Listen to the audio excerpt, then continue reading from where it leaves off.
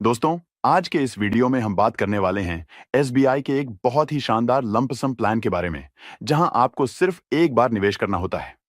मान लीजिए, आप इस फंड में एक बार 20,000 का लंप सम निवेश कर देते हैं और फिर उसे छोड़ देते हैं। क्या आप मानेंगे कि 5 साल, 10 साल या 15 साल बाद यह रकम कंपाउंडिंग की ताकत से कई गुना बढ़कर लाखों में बदल सकती है? दोस्तों, ये एसबीआई का एक बेहतरीन प्लान है, जिसमें न तो हर महीने एसआईपी की टेंशन है और न ही बार बार पैसे डालने की झंझट। बस एक बार निवेश करो और फिर कंपाउंडिंग को अपना जादू चलाने दो। अब आपके मन में कई सवाल उठ रहे होंगे, जैसे ये एसबीआई का कौन सा फंड है, इसमें कितने निवेशक हैं और फंड कितना बड़ा है, क्या ये हमारे लिए सही रहेगा, क्या कोई गारंटी मिलती है, रिस्क कितना है? इसके अलावा हमारे एक सब्सक्राइबर ने कमेंट में पूछा था, एसआईपी इन्वेस्टमेंट क्या होता है, लंपसम इन्वेस्टमेंट क्या होता है, दोनों में क्या अंतर है और हमारे लिए कौन सा बेहतर हो सकता है? तो आज के वीडियो में हम इन सब सवालों को बहुत ही आसान भाषा में उदाहरण और कैलकुलेशन के साथ पूरा क्लियर करेंगे, ताकि आपको कोई कंफ्यूजन न रहे और आप सही फैसला ले सको। दोस्तों, जैसा कि आप जानते हैं, एसबीआई कोई छोटी कंपनी नहीं है। यह भारत की नंबर 1 म्यूचुअल फंड कंपनी है, जो आज के समय में करीब 12,60,000 करोड़ से भी ज्यादा का एयूएम संभाल रही है। मतलब लाखों करोड़ों निवेशक एसबीआई के विभिन्न फंड्स में अपना पैसा लगा चुके हैं। और आज हम जिस फंड की बात कर रहे हैं, उसका नाम है SBI P SU direct plan growth. अभी इस फंड का एयूएम लगभग 6,545 करोड़ रुपए के आसपास है, जो इसे थीमेटिक कैटेगरी में एक मजबूत फंड बनाता है। तो दोस्तों, अगर आप लॉन्ग टर्म में अच्छी ग्रोथ चाहते हैं, तो यह वीडियो अंत तक जरूर देखें। लाइक, शेयर और सब्सक्राइब करना न भूलें और कमेंट में बताएं, आप लंपसम करना चाहेंगे या एसआईपी? चलिए शुरू करते हैं। दोस्तों, जैसा कि मैं इस फंड के एनआईवी की बात करूं, तो वह है 38 रुपए 22 पैसे। यह एक यूनिट की प्राइस को कहा जाता है। और दोस्तों, अगर मैं इस फंड के एक्सपेंस रेशियो की बात करूं, तो वह है 0.82% का। यह जितना कम होता है, उतना ही अच्छा माना जाता है।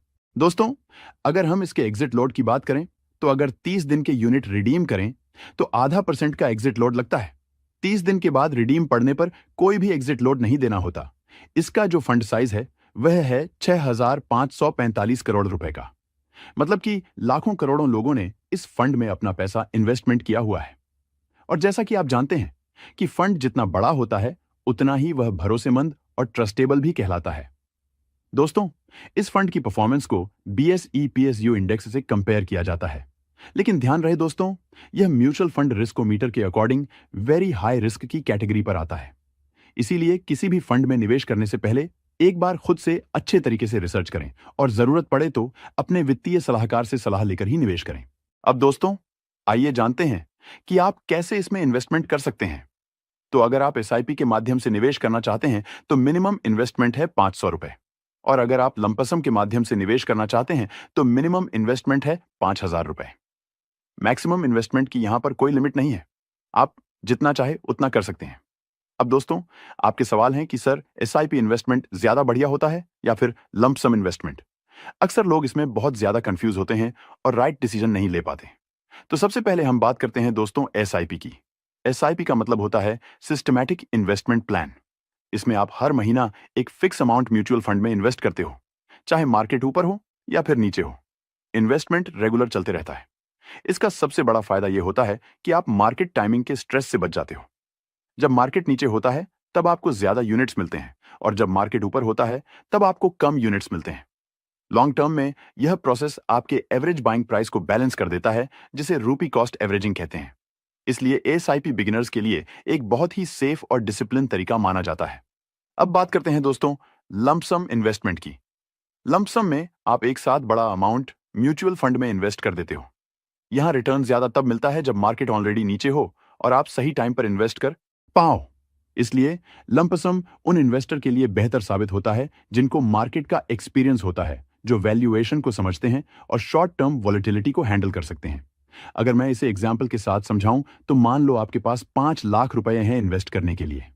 अगर आप यह पूरा पैसा एक ही दिन मार्केट के टॉप पर इन्वेस्ट कर देते हो, तो शॉर्ट टर्म में रिटर्न नेगेटिव भी बन सकता है। लेकिन अगर वही पैसा एसआईपी के थ्रू थोड़े थोड़े करके इन्वेस्टमेंट किया जाए, तो मार्केट के एप्स एंड डाउन का इंपैक्ट काफी हद तक कम हो जाता है। इसका मतलब यह नहीं है कि एसआईपी हमेशा बेहतर है और लंपसम हमेशा गलत साबित होता है। दोनों का यूज सिचुएशन के और इन्वेस्टर के एक्सपीरियंस पर डिपेंड करता है। अगर आप रेगुलर इनकम कमा रहे हो और लॉन्ग टर्म वेल्थ बनाना चाहते हो तो एसआईपी आपके लिए एक बेहतर ऑप्शन हो सकता है।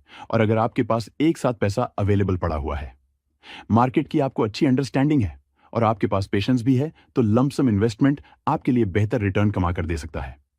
सबसे इंपॉर्टेंट बात यह है कि म्यूचुअल फंड में सक्सेस का फार्मूला इन्वेस्टमेंट अमाउंट से नहीं होता, इन्वेस्टमेंट डिसिप्लिन पर डिपेंड करता है। चाहे आप एसआईपी करते हो या फिर लंपसम करते हो, लॉन्ग टर्म में इन्वेस्टेड रहे तो सबसे बड़ा गेम चेंजर वही साबित हो सकता है। अब इन दोनों के दोस्तों रिटर्न के कैलकुलेशन को हम वीडियो के लास्ट में कवर करेंगे, तो वीडियो को लास्ट तक जरूर देखना। अब चलिए दोस्तों, बात करते हैं कि SBI PSU fund direct plan growth ने अपना पैसा कहां कहां निवेश किया हुआ है। दोस्तों, इस फंड ने अपना पैसा मुख्य रूप से पीएसयू पब्लिक सेक्टर अंडरटेकिंग्स यानी सरकारी कंपनियों के इक्विटी शेयर्स में निवेश किया हुआ है। मतलब यह एक थीमैटिक पीएसयू इक्विटी फंड है जो सरकारी बैंक, ऊर्जा कंपनियां, डिफेंस, मेटल और अन्य सरकारी सेक्टर की कंपनियों में निवेश करता है। आइए कुछ टॉप होल्डिंग्स के नाम देखते हैं। लेटेस्ट उपलब्ध डेटा के अनुसार मार्च 2026 तक इस फंड ने स्टेट बैंक ऑफ इंडिया में करीब 17.88% पैसा लगाया है, भारत इलेक्ट्रॉनिक्स लिमिटेड में करीब 9.74%, एनटीपीसी लिमिटेड में करीब 9.19%, power grid corporation of India limited में करीब 8.55%, गेल इंडिया लिमिटेड में करीब 8.15%, भारत पेट्रोलियम कॉरपोरेशन लिमिटेड में करीब 5.91%, बैंक ऑफ बड़ौदा में करीब 5.51%, एनएमडीसी लिमिटेड में करीब 3.79%, इंडियन बैंक में करीब 3.70% पैसा लगाया है।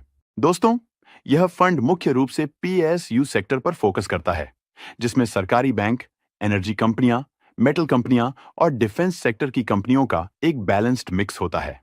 जैसे जैसे भारत की इकोनॉमी बढ़ेगी, infrastructure, energy demand, banking credit और सरकारी कंपनियों का प्रदर्शन बेहतर होगा, वैसे वैसे इस तरह के पीएसयू फंड्स में निवेश की वैल्यू भी कंपाउंडिंग के साथ बढ़ सकती है। पीएसयू थीमैटिक फंड्स में सरकारी कंपनियों के ग्रोथ पोटेंशियल की वजह से अच्छा रिटर्न मिलने की संभावना रहती है, लेकिन याद रखें कि सेक्टर स्पेसिफिक रिस्क ज्यादा होता है। इसलिए इसमें निवेश लॉन्ग टर्म यानी कम से कम 5 से 7 साल या उससे ज्यादा के लिए करना बेहतर माना जाता है। दोस्तों, अगर हम इसके होल्डिंग एनालिसिस को देखें तो इक्विटी में लगभग 95.84%, डेट इंस्ट्रूमेंट में लगभग 0.07% और कैश व कैश इक्विवेलेंट में करीब 4.09% का निवेश किया हुआ है। अब दोस्तों, चलिए हम जानते हैं कि इस फंड ने अपने पास्ट में कैसा परफॉर्मेंस किया हुआ है। तो दोस्तों, यहां पर हम इस फंड के लंपसम इन्वेस्टमेंट के रिटर्न को देखेंगे और इसके हम रोलिंग रिटर्न्स को देखेंगे। तो दोस्तों, इस फंड ने पिछले 1 साल में 25% के आसपास का रिटर्न दिया है, पिछले 3 साल में 32% का रिटर्न दिया है और पिछले 5 सालों में 27% के आसपास का रिटर्न दिया है। पिछले 10 सालों में 20% रिटर्न रहा है और सिंस इंसेप्शन मतलब 2013 से इस फंड ने 18% तक का रिटर्न अपने इन्वेस्टरों को दिया है। अगर बात करें इस फंड में टैक्सेशन की, तो इस फंड में 2 तरह के टैक्स लगते हैं। पहला है short term capital gain tax, जिसमें अगर आप अपने इन्वेस्टमेंट के 12 महीने के अंदर ही पैसा निकालते हैं तो उस प्रॉफिट पर आपको 20% टैक्स देना होगा। दूसरा है long term capital gain tax, जिसमें अगर आप इन्वेस्टमेंट के 12 महीने बाद पैसा निकालते हैं और आपका एक फाइनेंशियल ईयर में प्रॉफिट 1.25 लाख रुपए से ज्यादा होता है, तो 1.25 लाख रुपए तक का प्रॉफिट टैक्स फ्री रहेगा और उसके ऊपर वाले प्रॉफिट पर आपको 12.5% टैक्स देना होगा। तो चलिए दोस्तों, चलते हैं अब कैलकुलेटर पर और आपको कैलकुलेट करके बताते हैं। लमसम का भी कैलकुलेशन करके बताएंगे और एएसआईपी का भी कैलकुलेशन करके बताएंगे। दोनों को अलग अलग करके समझाएंगे कि कितने टाइम ने और कितना अमाउंट इन्वेस्ट कर कितना फंड बन सकता है। तो अगर इस फंड ने आने वाले समय में एक्सपेक्टेड रिटर्न्स 18% का ही रिटर्न दिया, तो आप भविष्य में कितने रुपए तक का फंड तैयार कर सकते हैं और एसआईपी और लमसम दोनों के रिटर्न्स में क्या डिफरेंस है वो भी आप यहां पर कंपेयर करके देख पाएंगे। तो सबसे पहले हम बात करते हैं दोस्तों एसआईपी के रिटर्न्स की।